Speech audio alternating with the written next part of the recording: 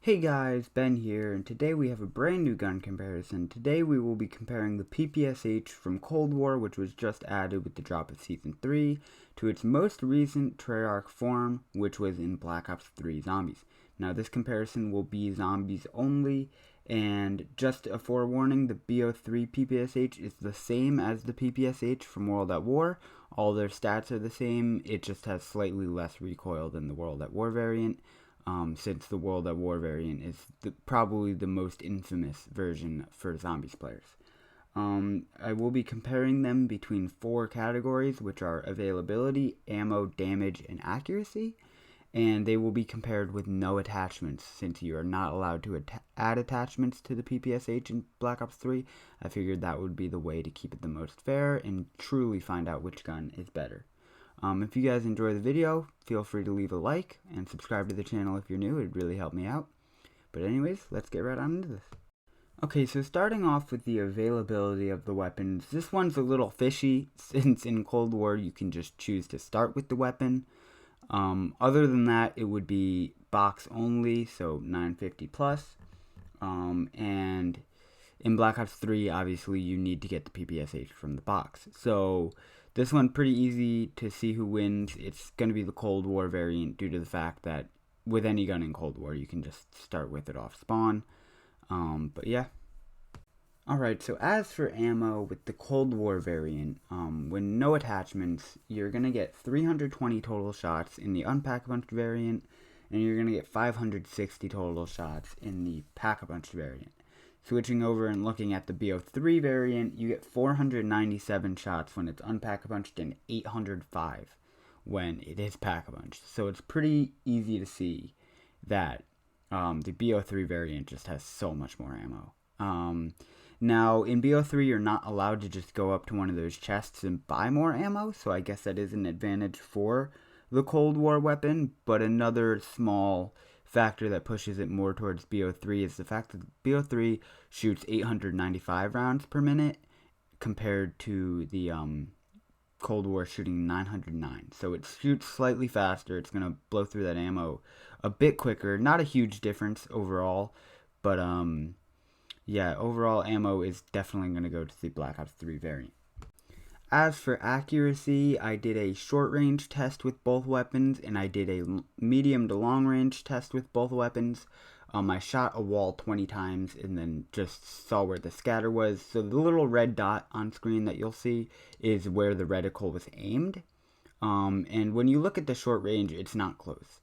The BO3 variant has some, definitely some upward recoil, but when you look at the Cold War, it just shoots everywhere. This is obviously without using the other joystick to try and control it. It's just firing at a wall for 20 shots. But easily for short range, the BO3 variant is more accurate. Moving into medium long range, the medium long range BO3 PPSH looks like the short range Cold War, which should basically tell you how much more accurate the BO3 variant is. The recoil has certainly been buffed on the Cold War, and it's not just vertical recoil either. It's the horizontal recoil is pretty bad. I mean, looking at the medium spread for the Cold War gun, the bullets are all over the place. Like, obviously that's without trying to control it, but those bullets are everywhere. Alright, so moving into the damage, the BO3 variant does 130 to 160 damage per shot when it's unpack-a-punched, and it does 190 damage per shot with a 6.25 times multiplier when it is pack-a-punched to the head for headshot damage. So it does crazy damage for a BO3 weapon, which is why it was pretty easily viewed as one of the best guns in the game. As for the Cold War variant, it obviously doesn't just have an unpack-a-punch and pack-a-punch variant, it has double pack and triple pack. As for the unpack-a-punch variant, it's very, very weak when you look at the numbers. It does 28 to the body, 78 to the head, which is obviously much, much less than what you're going to get from the BO3 variant. Now moving into pack-a-punch, 59 and 165, which lines up more with what you'd see from the pack-a-punch or unpack-punched BO3 variant. It's really just not very powerful in comparison. Moving into the double and triple pack punch, that's where it just begins to outclass it. 118 and 350, or 330, not 350, to the head, and then 236 and 660 when it's fully pack punched in Cold War. So obviously, once you double, triple pack punch it in Cold War, it just becomes incredibly powerful. Although its headshot damage, even when it's triple pack punch, doesn't quite reach the headshot multiplier that you get when you're using it in BO3 if it's pack punch. Alright, so if it wasn't blatantly obvious, the BO3 version is going to win. The only real advantages that the Cold War variant has are the triple pack-a-punch damage, which even then is a little, it's pretty close. The body damage is much higher than you'll get out of a pack-a-punch PPSH in BO3, though, once you get it double, triple pack-a-punched.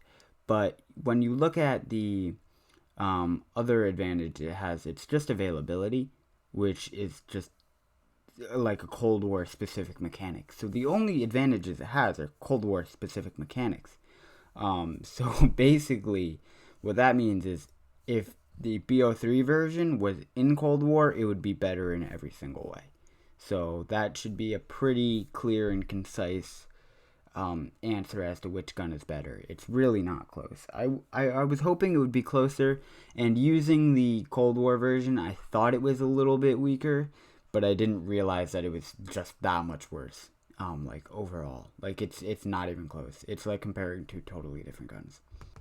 Alright, thank you guys very much for watching. I'm sorry this is such a disappointing gun comparison, with the fact that these guns are just not close at all in comparison. But if you guys want to comment your thoughts on the new version of the PPSH that just came out, I would love to hear them. I personally don't think it's a bad gun. It's just going up against one of the best guns in Zombies history. So basically any gun is going to struggle. If you guys want to leave a like on this video, subscribe to the channel if you're new, that'd be awesome. Comment any new gun comparisons you want to see. I may be doing cross-game gun comparisons, which will be Zombies only, but I may begin doing them more often. But yeah, definitely leave a like and sub if you haven't, and I'll see you guys in the next one. Peace out.